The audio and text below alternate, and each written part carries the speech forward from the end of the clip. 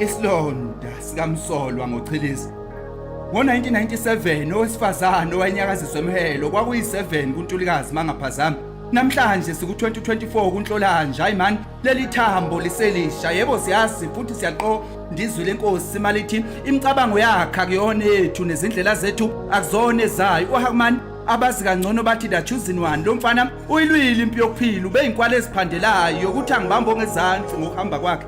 Kubukakale engakayiqedi indima yakhe. Igeja belisasensimini besabheka ukudla amaningi esakeni. Abazali bakhe bebesabhekela ikhulu empeleni bebengakavuni bebesadla isiqhamo sokuqala esandulela isivuno. Siwumphakathi wasemasondeza sisemanzini umuthi omkhulu insimu ibizo lethu ushintsho yenili isele nokhulu ifayela ebekade lingakagcwali uNkulunkulu seliphethile. uHackman ushiya umqhele wezethembiso ubungakahlali ngisho ekhanda la kumfowethu ubelinde usuku lwemiyezane ngozini yemoto uphangalele engakagqoki nejazi lezimedlela njengomfundi obesephothulile ezifundweni zakhe zobunjiniyela enyuvesi yakwaZulu.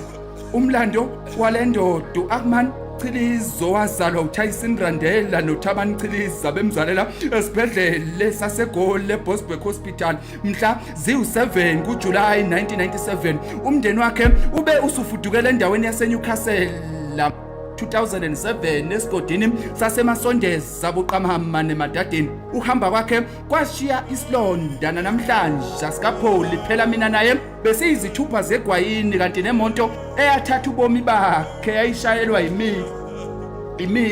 mina ngiphume ngaphuke ngisho lodwa ithambo. Kodwa lokho akungijabulisanga ukuphila kwami emva kwalengozi ngoba emphakathini wakithi emasondeza kunenkolelo yokuthi mina engabulala umfowethu. Imoto iginqike nje kungenxa yami engashayelanga kahle. Lenkondlo ifana nesambule esiveza inxiba lami namanje lingakapholi ngomngani wami owathi mayishona iminwe yasala ibheke ngakimi. Xolani bazali bakhe kwakungenhloso sonke silimele kanti nempilo kusamele iqhubeke yize lesilonda singeke siphinde sipho lephela ibhandishi laso sawotwe ezinkulumo zabantu ababenge endaweni yesigameko laluphumule ndoda nalenkondla isabhale kumsolwa zime emthumeni nushenge the poet